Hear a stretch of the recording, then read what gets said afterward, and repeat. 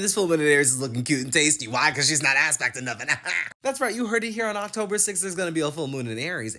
Yes, you heard correct. She's not aspecting anything. No retrograde planets, no outer planets, no planets. Of course, the sun and the moon, just that. But nothing else. Merry Christmas. For Leo, the full moon will be transiting your 9th house of belief, philosophy, creating the life that you want for yourself, finding the meaning of life, higher education and knowledge, travel luck, opportunity, and spiritual practice. It's time to get emotionally clear on what it is that you want to bring into your life. Are your manifestations in alignment with your intuition? Are you letting it serve as the guidance to take the right action? Does it feel right? Can you just feel the manifestation on its way to you? During this full moon, it starts with the feels. You gotta feel, you gotta feel. Now, of course, you want to balance out the energy with communication, skill development, siblings, cousins, your immediate environment, the mind mentality, sharing information, opinions, and thoughts with others.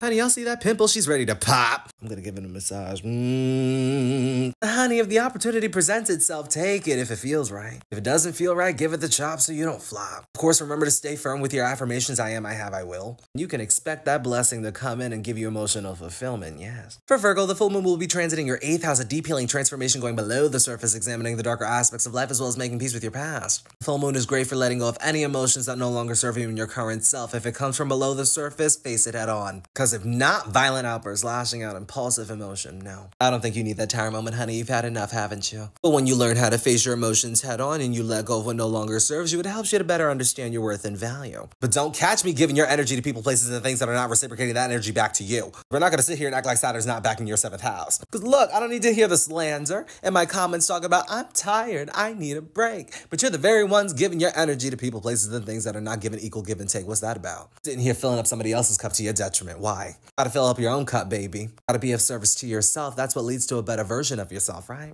But it takes a transformation. It takes having compassion for yourself, too. Look, you know how you got over. You don't need a reminder from me. But what I'm gonna need you to do is give that same energy that you're giving to people to yourself. About self-care, self-splurge, self. That's what leads to empowerment. That's what leads to emotional fulfillment, too, right?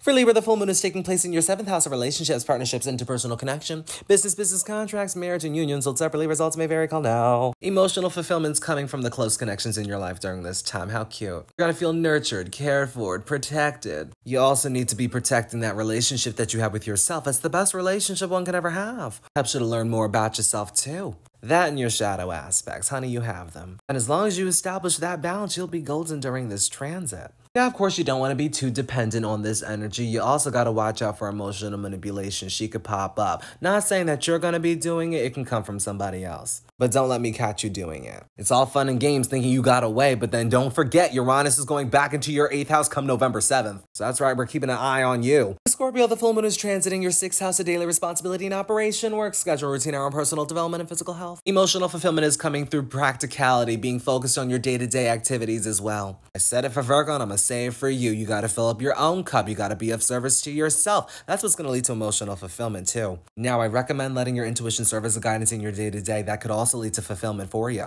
Now, don't be afraid to balance out the energy of spirituality, implementing it within your day-to-day, creating a routine, a schedule, or whatnot. Meditating, as long as it's in alignment with you, honestly. But don't overwork yourself during this transit, please. It's giving burnout, stressed, get away, don't look at me. Every day is so wonderful. Ooh, 333's on my clock, so my spirit guides hear it too. Maybe it's not as wonderful as you thought. For all the signs, be sure to pay attention to any personal placements as well as aspects being made. Other signs are in the other videos.